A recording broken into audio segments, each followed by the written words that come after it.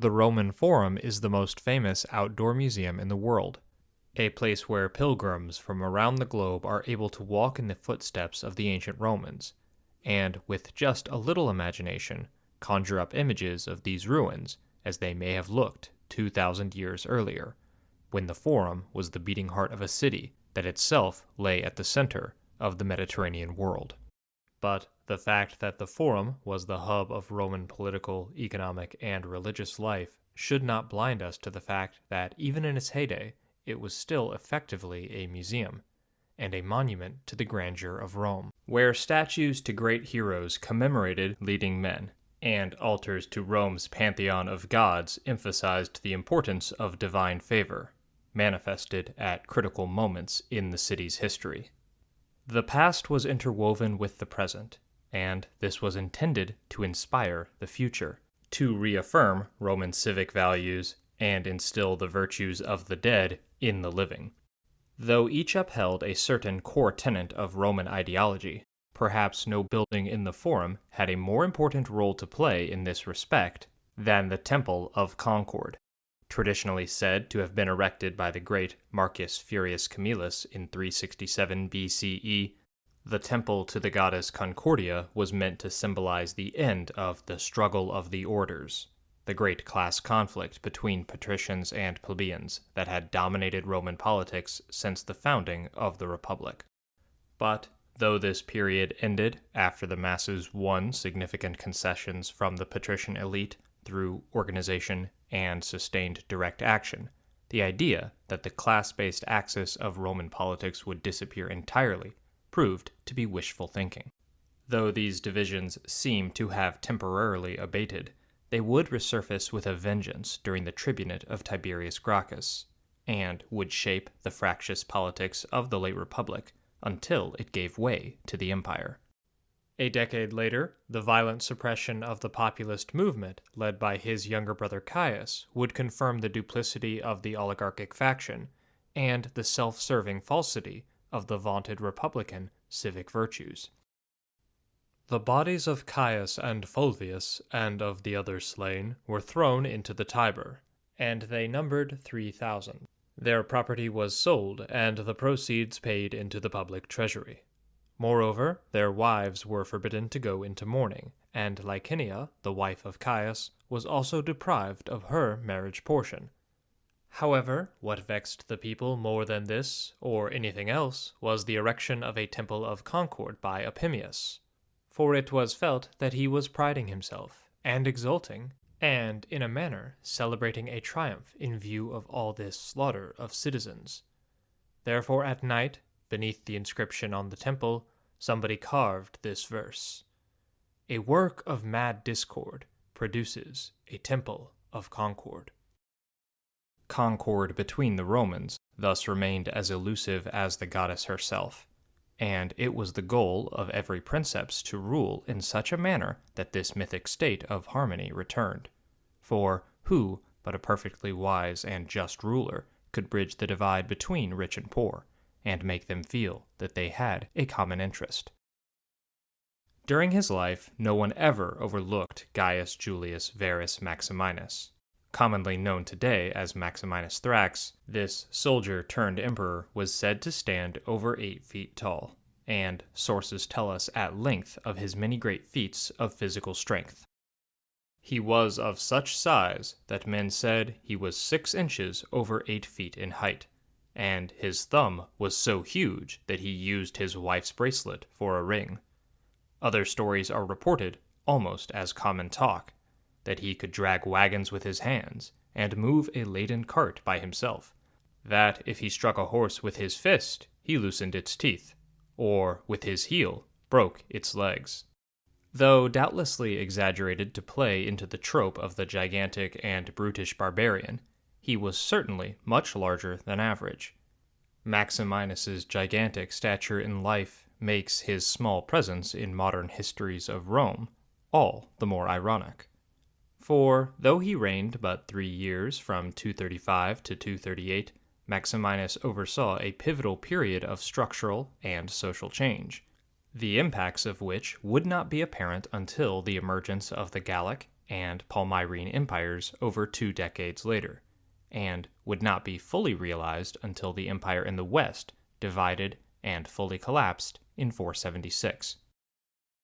Hailing from Thrace, Maximinus was born in 173, in relatively humble circumstances, at the tail end of the Pax Romana. As this mythical era of peace collapsed around him, opportunities presented themselves for a tough provincial soldier that never would have existed in more tranquil times.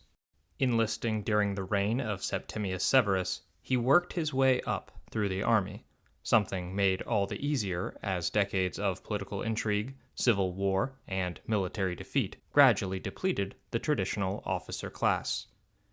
His career was a testament to the chaotic nature of Roman politics during this period, but his death in 238 would usher in something far worse, as the last tethers of order, civility, and even unity within the Roman world were severed.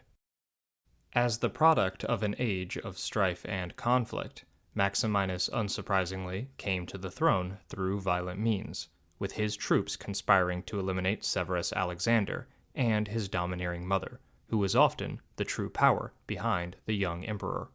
Such a violent usurpation would have been unthinkable during Maximinus's early life, but these days was depressingly common. What set this new regime apart, then, was not how it had attained power, but how it sought to wield it. Maximinus was aware of a new political reality, that the Senate, despite its hallowed name, the grandeur of its traditions, and even the wealth of its members, was an utterly irrelevant body. In fact, he was not even a senator himself. Maximinus was the first man from the body of the soldiers, and not yet a senator, to be acclaimed Augustus by the army without a decree of the Senate. The superfluous nature of the Senate had become apparent in the years following Didius Julianus's purchasing of the throne in a perverse auction organized by the Praetorian Guard. But though the following Severan dynasty had never shied away from humiliating the Senate, even they did not realize what Maximinus now knew, that even the city of Rome itself was irrelevant.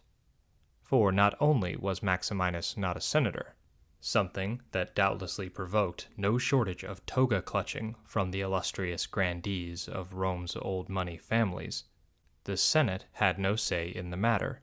They were simply notified that the army had decided and that it was a fait accompli. But to rub salt further in the wound, Maximinus would become the first emperor, since the short reign of Macrinus, to not even set foot in Rome.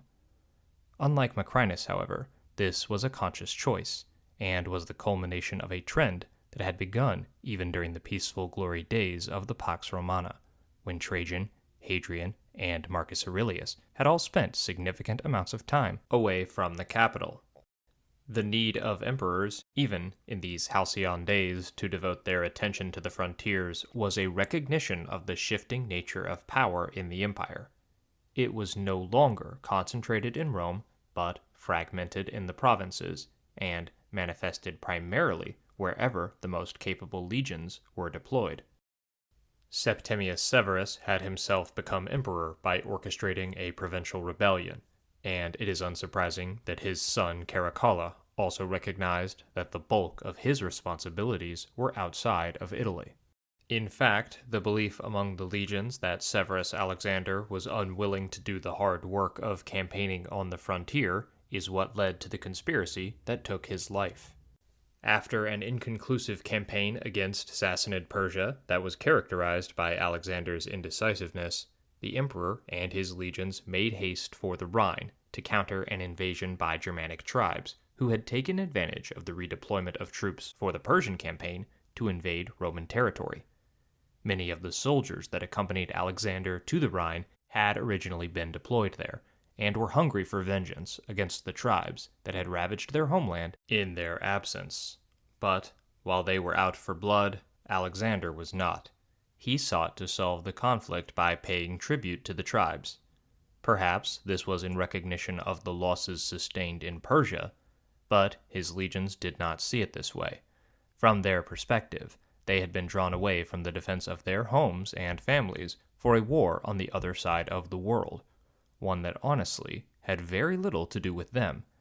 And now, instead of punishing those responsible for so much Roman misery, the emperor was pushing for peace, on the advice of his mother. Donatives can only inspire so much loyalty, and the unmanliness of this emperor deserved none. His fate was sealed. That the pendulum then swung in the exact opposite direction should come as no surprise. Gone was the young Eastern emperor dominated by his mother, a cosseted product of obscene wealth and privilege, and in stepped a battle-hardened, lifelong military man, and a physical giant at that. The contrast could not have been more stark. If you're enjoying this video, please do us a favor by liking, commenting, and subscribing. We're a small channel, and this is the only way to get the almighty YouTube algorithm to notice us. Furthermore, you can help Tribunate become more sustainable by becoming a member for as little as 99 cents a month. Thank you for all of your support. But Maximinus was not all brawn.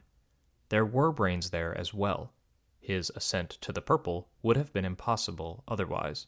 His was not the mind of a politician like Augustus, a philosopher like Marcus Aurelius, or even a master bureaucrat like Hadrian. Instead, he was coldly pragmatic, an emperor of necessity, without the flourishes of grandeur more suited for peaceful times. Maximinus was an emperor for a new era. While previous rulers like Vespasian and Septimius Severus, who had also seized power through violence, quickly adopted the mantle of civil society as the princeps, Maximinus did not seem concerned with signaling that his sovereignty derived from anything but the legions. The Principate had always been a military monarchy, but this was cloaked under a veil of custom and ritual which obscured the true nature of the regime. For Maximinus, these aspects came a distant second to ensuring the continued loyalty of the legions. Thus, he doubled their pay to ward off any lingering inklings of dissatisfaction from potential Severan holdouts. In addition, instead of returning to Rome after his elevation, Maximinus remained on campaign along the German frontier through the winter of 235 to 236. There are multiple reasons for this. First, not only was he placating the legions who had secured his claim to the throne by showing he had the stomach for a fight and a willingness to heed their demands, but he was providing an opportunity for them to plunder the tribes and further enrich themselves. For the legions were not just chasing the possessions of the Germans, or even the Germans themselves to sell as slaves. In this era, even loot that had once been Roman could be plundered and freely expropriated, so long as it had been taken from outsiders who had once taken it from Romans. No efforts were made for restitution. It was finders keepers, making war on those who had just invaded Roman territory all the more lucrative. The greed of the army was fast becoming unsustainable, and Maximinus would struggle to satisfy its endless appetite for coin, though he knew that keeping his promises was the only way to keep his head. Taxes were raised across the empire, and property confiscated from hostile senators to finance the payments Maximinus had offered the legions. It was thus possible every day to see men who yesterday had been rich, today reduced to paupers. So great was the avarice of the tyrant, who pretended to be ensuring a continuous supply of money for the soldiers. The emperor's ears were always open to slanderous charges, and he spared neither age nor position. He arrested on slight and trivial charges many men who had governed provinces and commanded armies, who had won the honor of a consulship, or had gained fame by military victories. He ordered these men to be brought in chariots to Pannonia, where he was then passing the time. They were to travel day and night, without an escort, from the east, the west, and the south, wherever they happened to be. After insulting and torturing these prisoners, he condemned them to exile or death. Unsurprisingly, under this regime of oppression and mass extortion, public finances were in such a sorry state that Maximinus was forced to slash funding for the grain dole, as well as the religious festivals that made living in Rome bearable. The vaunted bread and circuses were cut to finance the ever-growing demands of the army. It was becoming clear that the army did not exist to protect Romans and allow them to prosper, but rather that Roman society existed to generate the wealth the army demanded. It was an inversion of the relationship between citizen and state that had defined the early republic. In lieu of these privileges and benefits to which the Roman people had become accustomed, Maximinus acknowledged the capital only through propaganda announcements that trumpeted his exploits and victories. He even gave himself lofty titles, such as Germanicus and Decius Maximus, to hearken back to the era of the invincible legions that conquered all before them, and present himself as a savior who was finally restoring victory to Rome after decades of setbacks. But his victories were not decisive. In reality, these were little more than punitive expeditions. And besides, success on the frontier meant little to the urban populace that had been safe for generations. What good were victories over barbarians if the fruits of empire never reached them? Inability or unwillingness to redistribute the plunder back into the imperial core caused him to lose favor in Rome among the common people, just as he had with the Senate. As long as his actions affected only individuals and the calamities suffered were wholly private, the people of the cities and provinces were not particularly concerned with what the emperor was doing. Unpleasant things which happen to those who seem to be fortunate or wealthy are not only a matter of indifference to the mob, but they often bring pleasure to mean and malicious men, who envy the powerful and the prosperous. After Maximinus had impoverished most of the distinguished men and confiscated their estates, which he considered small and insignificant and not sufficient for his purposes, he turned to the public treasuries. All the funds which had been collected for the citizens' welfare or for gifts, all the funds being held in reserve for shows or festivals, he transferred to his own personal fortune. The offerings which belonged to the temples, the statues of the gods, the tokens of honor of the heroes, the decorations on public buildings, the adornments of the city, in short, any material suitable for making coins, he handed over to the mints. But what especially irked the people and aroused public indignation was the fact that, although no fighting was going on and no enemy was under arms anywhere, Rome appeared to be a city under siege. Some citizens, with angry shaking of fists, set guards around the temples, preferring to die before the altars than to stand by and see their country ravaged. From that time on, particularly in the cities and the provinces, the hearts of the people were filled with rage. The soldiers, too, were disgusted with his activities, for their relatives and fellow citizens complained that Maximinus was acting solely for the benefit of the military. Maximinus had done the impossible. He had united the rich and poor under a common banner for the first time in generations. Concord had at last been achieved, albeit at the expense of the emperor, and through opposition to his regime and the continued elevation of the army over all other aspects of society. This unity in the capital was paralleled by an upswing in local solidarity in Africa, where tax collectors had been more harsh and thus ill-received than elsewhere in the empire. Africa, like Italy, had been subject to extensive taxation, because it, too, had long been at peace, and was far from the frontiers where raids from outsiders had disrupted so much economic activity. But instead of seeing the relative wealth of Italy and Africa as valuable prizes to protect, the extractive regime of Maximinus only saw them as targets for plunder. Soon, the citizens of Africa began to wonder why so much of their wealth was being expropriated to feed the open maw of the legions. The troubles of the frontier were distant to them. Like the Rhine and Danube legions before, who had resented being called away to fight in Persia, the African nobility began to question if the defense of a border half a world away was really their problem. The idea of Roman unity was slowly coming undone. The shared identity forged across continents was looking all the more false as it required ever more sacrifices to maintain. The empire without limit was facing a true crisis as citizens began to doubt the viability, or even the worth, of the grand imperial project. These tensions came to a head in March of 238.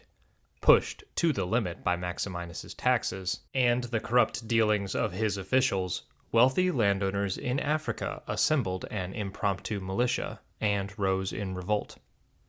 Realizing that every rebellion needed an emperor, the organizers of the revolt quickly proclaimed their allegiance to the local proconsul, Marcus Antonius Gordianus Sempronianus Romanus.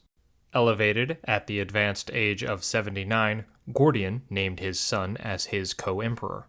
Caught up in revolutionary fervor, the Senate declared its allegiance to Gordian I and Gordian II, perhaps before realizing that despite their zeal and the justness of their cause, that the upstart emperors had no legions to command.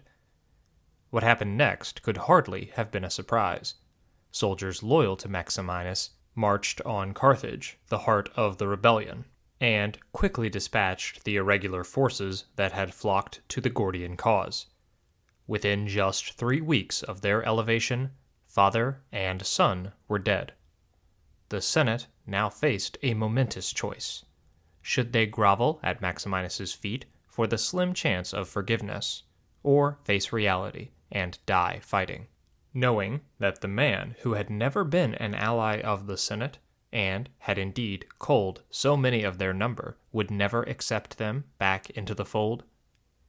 Perhaps aware that even at the best of times they could expect nothing from Maximinus, and he would certainly now relish the excuse to destroy the body entirely and confiscate the remaining wealth of all its members, the Senate displayed real courage for the first time in centuries, and resolved to fight to the last. The fateful session was held at the Temple of Concord. This was no coincidence. There were many temples and public buildings that could have played host to the Senate on this day, but the auspicious Temple of Concord had doubtlessly been selected in the hopes that unity could once again return to the Roman people and the Roman state.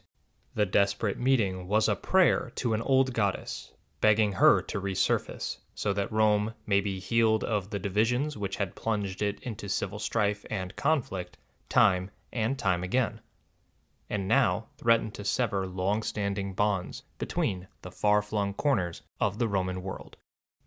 Pious as their prayers may have been, the goddess was not listening, and the crisis was only beginning. To counter the mad discord wrought by the absolutist tyranny of Maximinus, the Senate did something truly unthinkable. It not only divided imperial power between two men, but it placed this authority in the hands of men selected from among its own ranks, the hope being that as long-standing senators, they would be everything that the barbarian general was not. So we are told that in this desperate hour, the Senate chose 2 men from their own ranks to be joint emperors, dividing the imperial authority so that the power might not be in one man's hands, and thus plunge them again into autocracy. A fundamental change was clearly needed, and while the Senate was unwilling or unable to even entertain the idea of returning to a republican system, the continued failures of emperor after emperor made some innovation necessary. If insanity is doing the same thing over and expecting different results, we can at least congratulate the Senate on no longer being insane. The 2 new Augusti were old senators and very much known quantities within elite Roman circles. Marcus Clodius Pupienus Maximus was an accomplished military man who would be entrusted with the campaign against Maximinus and the defense of the fledgling new order. His colleague was Decimus Caelius Calvinus Balbinus, a legal expert and experienced magistrate. With such divergent backgrounds, the men were an imperial odd couple, and would be poised to butt heads as soon as the immediate crisis dissipated. The appointment of joint emperors each with separate spheres of expertise, has all the hallmarks of a compromise position. But in striking this bargain, the Senate had neglected to consider the opinions of the Roman people. They now voiced their displeasure through the only avenue left to them, a riot. While these actions were being taken on the Capitoline Hill, the people filled the entire street leading up to the Capitol. The huge mob was armed with stones and clubs, for they objected to the Senate's action, and particularly disapproved of Maximus. The prefect ruled the city too strictly for the popular taste, and was very harsh in his dealings with the criminal and reckless elements of the mob. In their fear and dislike of Maximus, they kept shouting threats to kill both emperors, determined that the emperor be chosen from the family of Gordian, and that the title remain in that house and under that name. But as the Senate asserted itself and demonstrated agency for the first time in centuries, the people demanded nothing more than a new imperial overlord, a different head to wear the same crown. The meagerness of their demands are shocking, and they testify to the severe limits of the ideological framework of the Roman masses. This lack of ambition stands in stark contrast to the bravery that they exhibited not just in openly defying the Senate, but even in directly confronting the Praetorian Guard in an armed struggle for the city. After their direct action secured the appointment of Gordian I's grandson to the position of Caesar and junior colleague to the senatorial emperors, a second and more substantial mass mobilization took place against the Praetorian garrison in the city, who were still loyal to Maximus. Thousands of ordinary Romans seized weapons from the armories and aligned with gladiators to place the Praetorian camp under siege. What followed was a bitter battle for the heart of the empire. Recognizing the danger, the despairing Praetorians opened the gate and rushed forth to the attack. A sharp skirmish resulted, and when the mob fled, the guards pursued and drove them into all parts of the city. Bested in the hand-to-hand fighting, the people climbed to the housetops and rained down upon the Praetorians tiles, stones, and clay pots. In this way they inflicted severe injuries upon the soldiers, who, being unfamiliar with the houses, did not dare to climb up after them, and, of course, the doors of the shops and houses were barred. The soldiers did, however, set fire to houses that had wooden balconies, and there were many of this type in the city. Because a great number of houses were made chiefly of wood, the fire spread very rapidly and without a break throughout most of the city.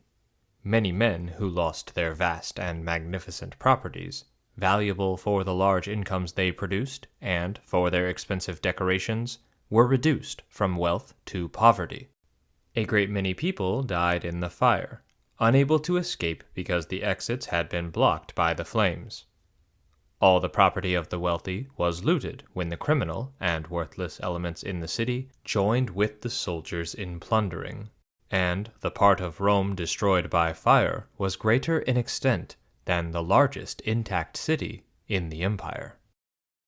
We can see that, though the armies of Maximinus and Pupienus were arrayed in northern Italy, the most contentious fighting was occurring in the capital.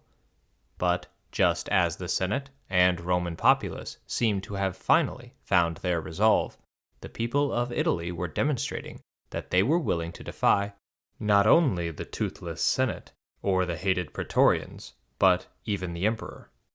Upon entering the Italian peninsula to confront the senatorial rebels, Maximinus and his army were denied entry to the city of Aquileia. Though Maximinus was unpopular, this show of resolve by the Aquileians is remarkable. It was easy to complain about taxes and posture against the imperial regime while he was still on the Danube, but when the emperor himself is outside the walls demanding entry to the city and supplies for his army, it takes real courage to turn him away, especially as there were no forces that could conceivably offer relief. The old republican virtues seemed on the verge of reappearing, For the bargain upon which citizen rights had long ago been sacrificed was predicated on continued security and prosperity. In the hierarchical world of the ancient Romans, many were happy to defer to their social superiors on most matters, if they benefited materially from the arrangement. But now, doubt was setting in regarding the ideological consensus that emperors, the army, and the growing bureaucratic state were those best able to lead the empire. The intransigence of Aquileia, however, was more than just a symbolic blow to imperial authority. Maximinus knew the precarity of his situation, and that despite the military weakness of the senatorial party, the longer their rebellion festered in Rome, at the political, economic, and cultural heart of the empire, the weaker he would look, and the greater the likelihood that an ambitious provincial commander, with an actual army, would throw in his lot with the Senate. It was thus critical to put down the revolt as rapidly as possible, so he had initially marched on Rome without making the necessary logistical requisitions to feed his army. He counted on his loyal subjects to supply them. But problems arose when his subjects proved to be less loyal than expected. The strongman responded to this defiance the only way he knew how, through rage and brutality. Unfortunately for Maximinus, the Aquileians were safe behind their walls and thus beyond his reach, so his anger was directed at his own soldiers, who were suddenly subject to summary execution for even the slightest infraction. Desperately hungry, and laying siege to a city full of their countrymen, whispers of discontent grew ever louder among the legions. Though Maximinus was certainly aware of the precedent of disgruntled soldiers conspiring against the emperor, he must have felt secure in his strength, believing that previous emperors like Pertinax, Elagabalus, and Severus Alexander had all invited the wrath of the Praetorians through weakness, and that a lifelong military man like himself, a veteran and exemplar of the hard virtues of the frontier, had nothing to fear. He was mistaken, and in June 238 Maximinus was assassinated alongside his son by his own soldiers. The death of Maximinus and the failure of his regime illustrates clearly the folly of the outdated idea, popular in some corners of the internet, that strong men create good times, and weakness leads to decay. For what was Maximinus, if not the Platonic ideal of the stalwart strong man, full of duty and resolve? Not just a lifelong soldier, he began his career as a mere enlisted man, and even as an officer remained committed to leading by example and enduring all the same hardships as his men. As emperor, he put the military first, neglecting all other aspects of society to placate the legions. Though his harsh approach to taxation provoked resentment and eventual armed opposition, Maximinus never showed a willingness, let alone an ability, to compromise or secure support for his regime through any method save brute force. He had been all strength and bravado. It had not saved him, nor would it save Rome. The Senate must have believed that their prayers in the Temple of Concord were answered when news reached them that Maximinus's legion had mutinied. With his death, a great reprieve had been granted to the Senate, their unlikely victory in the Civil War achieved primarily through the grit and determination of citizens in Aquileia. All told, it was a relatively bloodless affair, and the empire seemed ready to bounce back without too much disruption. Still without a significant military force to call their own, Pupienus was left with little choice but to pardon Maximinus's soldiers and send them back to their postings on the frontier. In Rome, the Praetorians were quickly forgiven as well, and, naturally, all soldiers received significant donatives, as was custom. Even if the empire could ill afford another excess like this, the emperors knew it was necessary. A new day had dawned in Rome. For the first time in centuries, the Senate had the potential to establish itself as a viable stakeholder in the Roman state, between the army and this new imperial triumvirate. But the emperors were no longer united by the mutual threat posed by Maximinus. The differences in their outlook stoked divisions that had likely been present long before the two men assumed the purple, and their working relationship quickly deteriorated, with each suspicious that the other was plotting against his life. Assassination and intrigue were the order of the day, after all. Each had had a long and distinguished senatorial career to draw on that should have provided common ground. But when they reflected on the formational experiences of the decades leading up to this point, both Pupienus and Balbinus were not able to look past the friends and peers that had been executed by tyrannical emperors, and they both feared their colleague too much to trust them.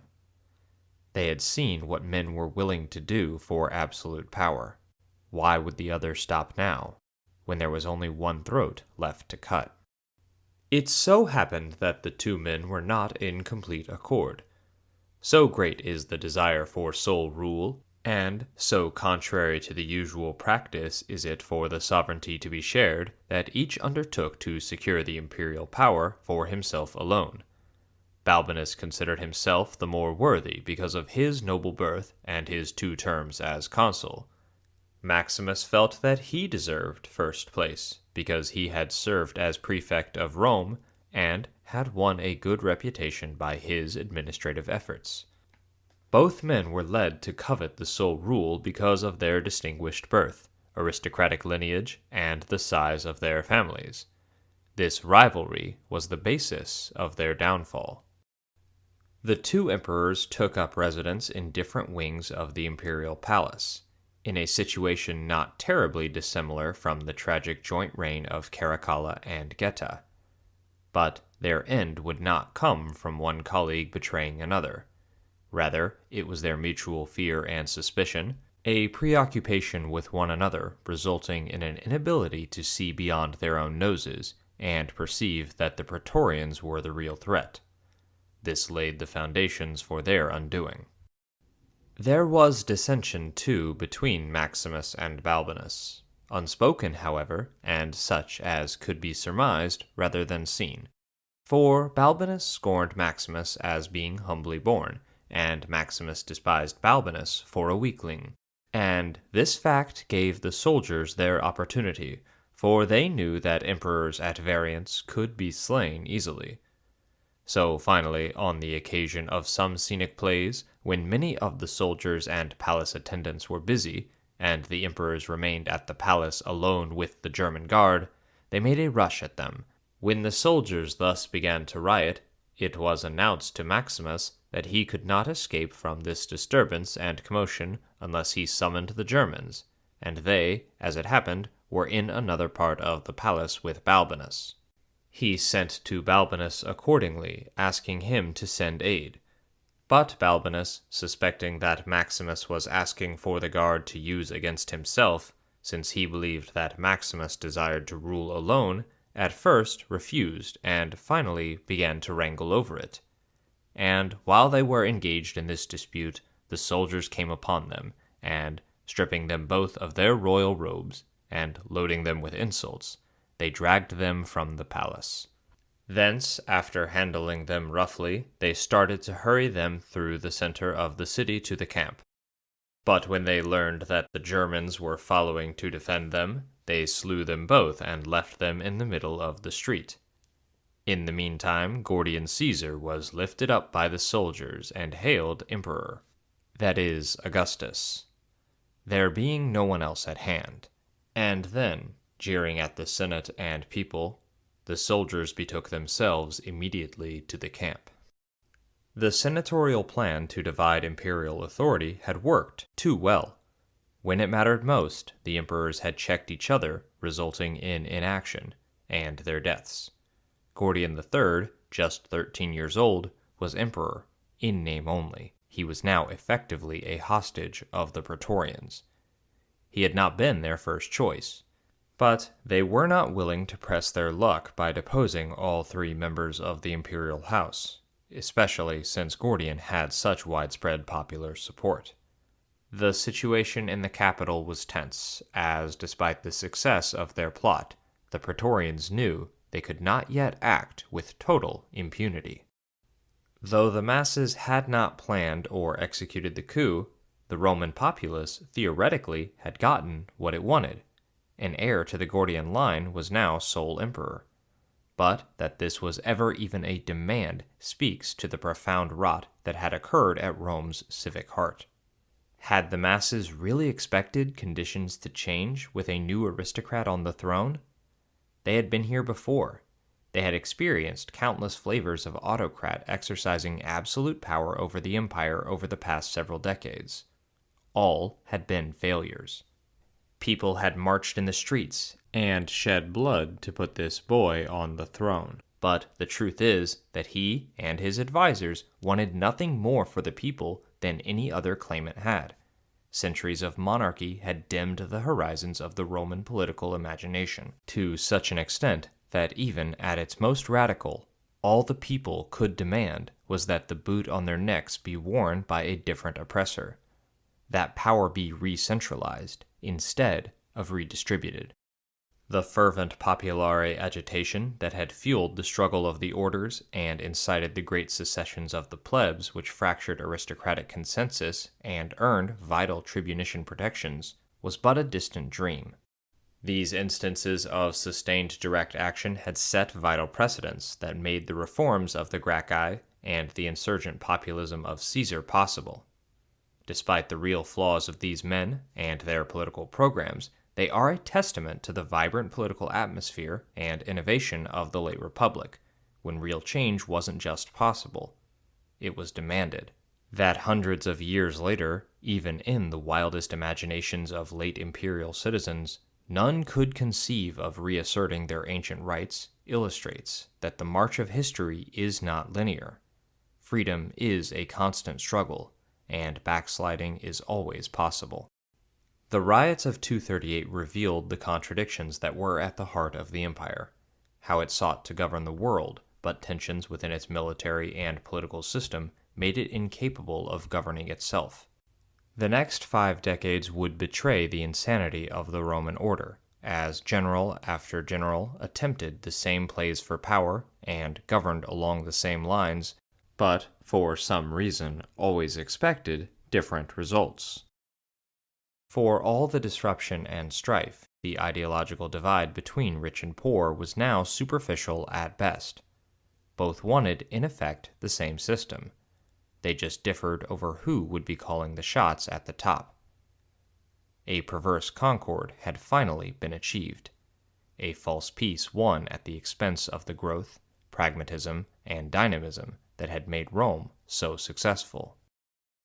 But because fundamental class tensions were never resolved, this false concord was unsustainable, and the work of mad discord would manifest time and time again, fraying ever more at the foundations of Roman order, until the entire edifice collapsed, and the impotence of the goddess Concord would contribute to Rome abandoning its entire pantheon.